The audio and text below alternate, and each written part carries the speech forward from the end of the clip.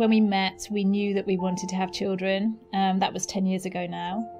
And we kind of thought that it would just naturally happen, but it didn't. We conceived about a year after trying.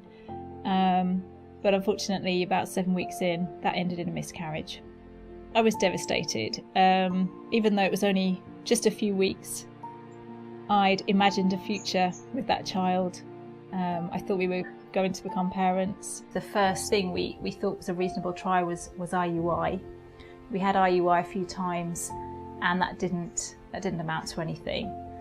However, we did decide to turn it into an IVF cycle, and we waited.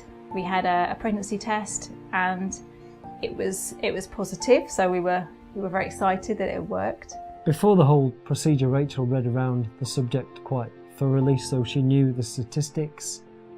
Being a maths teacher, she wanted to know the numbers. The clinic that I was at emailed me my results, and I saw the numbers, and it had fallen, and I knew that this wasn't working, and that was the end of that pregnancy. That was the end of that one. I wasn't even sure if I wanted to try again.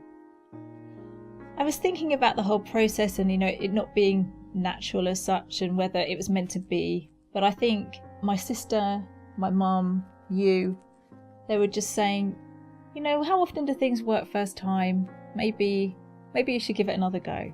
I was able to start treatment the day after my appointment. We had to wait that long 2 weeks to find out if you're pregnant. I caved in and had to do a home pregnancy test because I just had to know. Rachel used to get these pregnancy tests throughout, previous attempts, and would be stood at the window looking at this thing going, maybe if I squint and I close one eye, I can see the line. This one just popped up. It was just there. It was bold. It was blue. It was in your face. It was definitely a positive. And 10 pregnancy tests later, it was still there. And I left it on the side for Lee, just by the kettle, just didn't say anything. I went to make a cup of tea, and by the kettle was this stick, and it was like, that's a line. That's definitely a line. Having had the 2 disappointments that we did have, I didn't want to spend the whole of my pregnancy worried about problems, abnormalities. I didn't want that. We wanted to make sure everything was okay.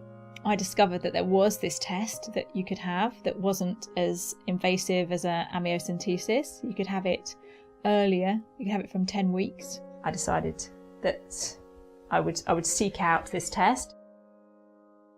A week later, we got the results, and fortunately everything was okay. I think having the NIPT test, having that peace of mind, made things more relaxing. We just went through and took pictures every week of my increasing bump and enjoyed that process. We do know that obviously the less stressed you are during that pregnancy, the better it is for the baby.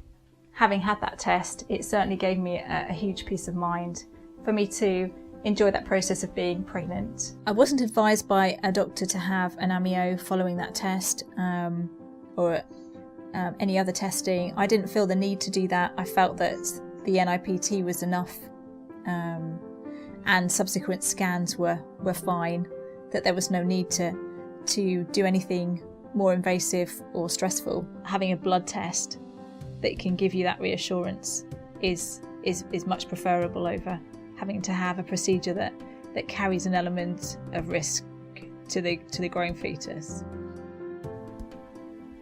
It's been nearly a year since Alexa was born, and we're not just a couple anymore, we're a family. Her smile is something that her personality just beams out of. I think Rachel and I are also contemplating the idea of trying again. We're not sure yet, but if we do, it's 100% certain we would take the test again. Absolutely, we'd definitely do it again.